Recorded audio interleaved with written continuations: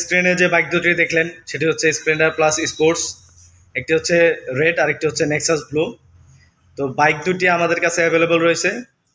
তো বাইকটির বর্তমান প্রাইস 1,31,500 টাকা।